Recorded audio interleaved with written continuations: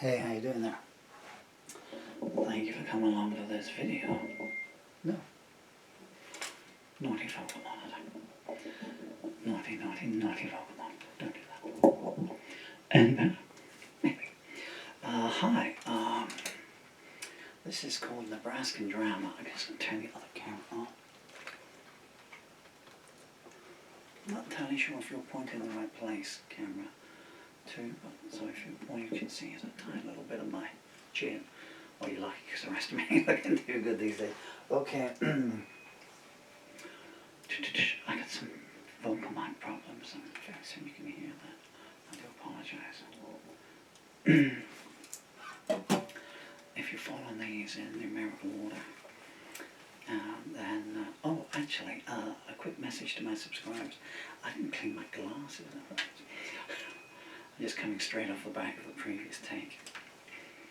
To my subscribers, who I guess that you have followed on from the previous session this morning.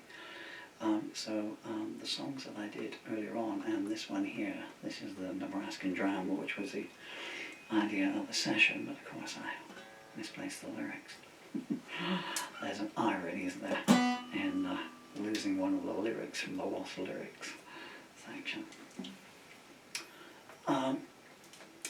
I'm hoping, and obviously you know it's all down to my illness, but I'm hoping to amalgamate some of these into a new song anthology. That tinny sound from there is not good at all, is it? It's got a copyrighted title, which is called Painting Rainbows Out of Tears. And it's from Lost Lyric Box File 5. And what I'm doing is I'm just taking the lyrics as they've come in order, but it contains the Kurt Cobain suite that I was working on. I started in December 94. Worked on it for 3 days. And then it got put aside, and then climaxed in July. I came back to it in July 95, 3 more songs.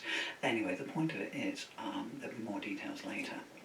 But to my subscribers, at the moment, so it's the 4th of June today?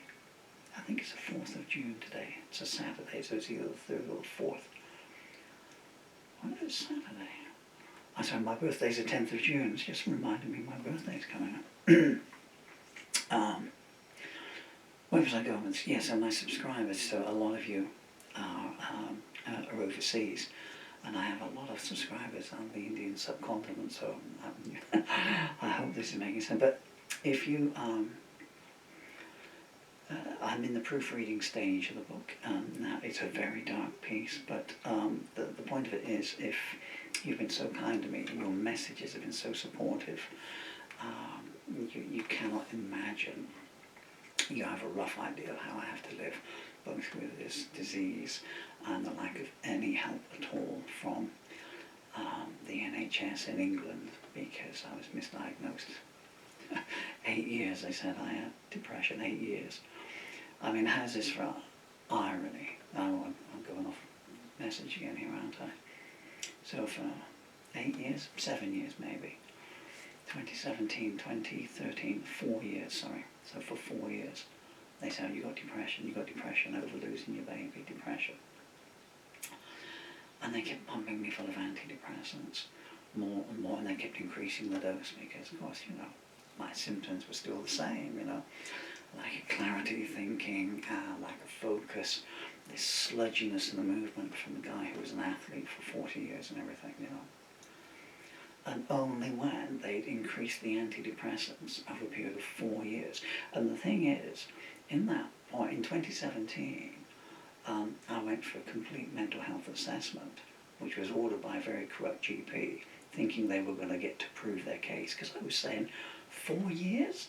4 years? And, you know, if your antidepressants are so ineffective that after 4 years of the strongest dose possible, that I've not made any change at all, something's wrong. And then they realise, you know, there's more to this and that, because that's just England, you know, they do that all the time in England. You go to a doctor with depression, take these pills, you know. I mean, on the sidebar, one of the main reasons they do it is because about 10 years ago now, I guess, maybe a bit longer than that, 15 years ago, because it is very hard to sue a GP or end up there in this country, and it becomes even impossible. If they can get mental health down on anyone's record, then they can say under the grounds of could reasonably be expected to understand if they've misdiagnosed you. But if they look up and say, well, look, it says mental health, he, she wasn't clear, I couldn't understand, because then they've got this get out of jail free card. We heard that, my then wife and I, we heard that. I was doing a charity concert for a charity called Mind, which is a mental health charity in England, and we were in their coffee room afterwards discussing it, and I said, you know, I'm reading the paper that the talking therapy service is collapsing, and they told me, they said, yes, because GPs don't want to be sued, so they just send anyone there. They try and do anything they can, you know. They were sort of laughing, you know, you go to the GP with a splinter and get on depression, or talking therapies and stuff. I'll bring this story to a close. But my liver packed up. I was turning bright yellow, and you can still see it now, from all the antidepressants. So they sent me for this mental health assessment. Of course, I passed with flying colours. And it took us, me and my wife, it took us 10 weeks to get that report, because they knew they were in the wrong and they wouldn't hand it over. I can say all this stuff because can you see? You can't see, but there's a big bag down here somewhere of voice recorders. We recorded every conversation we had. I've heard this so many times. If I lived in America, I'd have a $50 million lawsuit, you know. I'm not the only one. Anyway, so where was I going with this? Yeah. And then, of course, the physical deterioration started, and they were still banging away on it. So I had this clean bill of health saying absolutely no mental health problems at all, and yet they still insisted, because if they'd stopped prescribing the antidepressants, they would have had to admit they were in the wrong. So we changed GPs, stopped taking them. And on one of these pictures, you'll see it. It comes up on the back here. I photographed. It took me almost a year to get my medical report, and it'll come up in a minute. And it looks like it says a bad word, but I've blotted them out, and it's me. And it's the email through of saying what my GGT level was in my liver, not the scale. And then here's a true story. I'm going off on a waffle here, aren't I? And they said, well. And they did the blood test in the hospital, and I changed GP, and I said, look, he said, your liver's in a bad way. What was it? LFT, liver function test, and it was just off the scale. You'll see it comes up here. They tested for 7 things, and 5 of them had exclamation marks. And they said, well, you need to cut down on the alcohol. I said, really? I said, that's strange. I said, because I'm teetotal. I said, so how am I going to cut down on the alcohol? Because they tried to then blame my malfunctioning liver on high levels of alcohol. You don't drink? I said, no. I said, I touched alcohol since 1983. I've touched alcohol 4 times, and the last time was New Year's Eve 1999, just in case it was the end of the world, you know, that thing. We were all K2, is it KY2? We were all expecting, you know, the moon to come crashing down. I forgot where I was going with this. This was just going to be a short thing. Anyway, so to my subscribers, hi, God bless you. Your messages are very kind. Oh, the denouement to the story is there are about 2,000 people that have been misdiagnosed with neurological problems, because that's what it was. It was a functional motor neurological disorder, because my body then started wasting away, you see. And they still try to blame it on depression. And I said, are you serious? I remember being in your hospital, and I said, are you seriously? Anxiety, that was it. They changed it then to anxiety. I said, anxiety? I said, I go on stage in front of 200, 300, 400 people. I said, without any preparation at all. I said, just wear a guitar and I just wing it. Well, anxiety takes many forms. Well, I mean, you can put anything down to that then, can't you, you know? You know, it's like something out of the Bible, isn't it? You know, well, you know, the devil takes many forms. The Lord acts in mysterious ways. Yeah, okay, let's just put it in black and white, shall we? And I said, are you seriously telling me that my leg muscles have all wasted away because I'm anxious? I pointed out my wrist, and you can see on that there's 3 photos. Every November I've photographed my wrists since it was diagnosed, and you can see there's nothing left of me now. Hey, I'm getting really waffly here. It's a funny story, but it's a tragic story because it means I'm dying, which is the thing, you know. I'm dying of a very disgusting disease. I'm dying in most atrocious circumstances, you know, inhumane circumstances. And you can see I've got crutches out, I've got leg braces, which I had to buy myself, holding me up here, which is why you see me doing my Robbie the Robot thing. Anyway, to my subscribers, God bless you all. I'm going to have to do this one again, aren't I? If you contact me, if you want to, if you contact me, well, proofreading, maybe before June the 9th, I'll send it off. I'd like to get everything wrapped up before my birthday. I just don't like loose ends.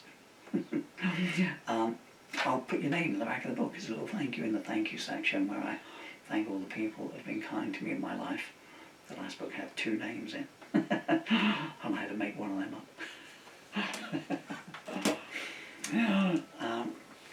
But send me your names and I'll put you in the back of the book just as a little thank you. Okay, shall we try Nebraskan drama? That sheep was drawn by a lady called Jessica, and she's a very, very talented artist. I won't give you a full name because there's some people on the internet that then, you know, impose themselves on other people's lives through the anonymity of pixels. Nebraskan drama. Well, okay, this has got to be in A minor. Anything else, I'm going to have to hunker my voice down. I wanted to do some of my punky voice stuff today, and I've done love songs and now this one. Nebraskan drama. 2, 3, 4.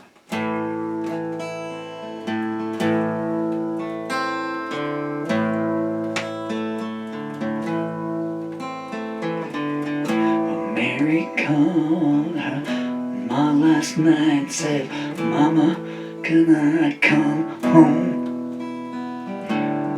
Jimmy just ain't acting right, it's the worst time I've known. Ever since he lost his job, he sits in his chair and stares. Talks a lot about checking out. I tell you, Mama, I'm scared.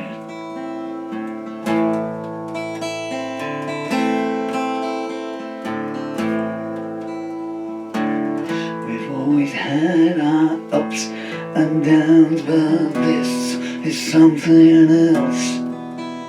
I catch his eye and he just frowns. It's like he's not himself.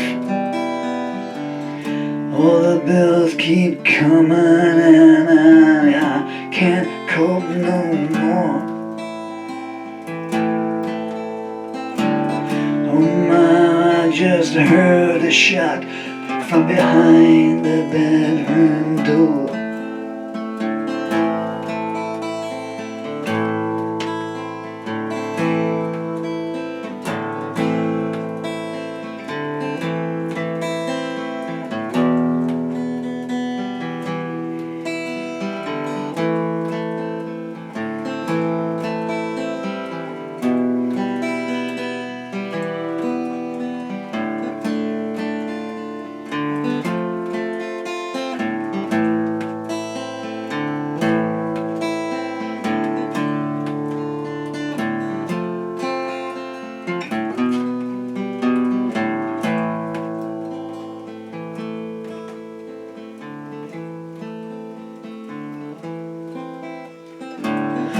Oh, Mama, I'll have to call you back. Jimmy's blown himself away. I knew things were looking black, but there had to be another way. I'm 22 and widowed with a baby due next spring. It wasn't just his job they took away, they took everything.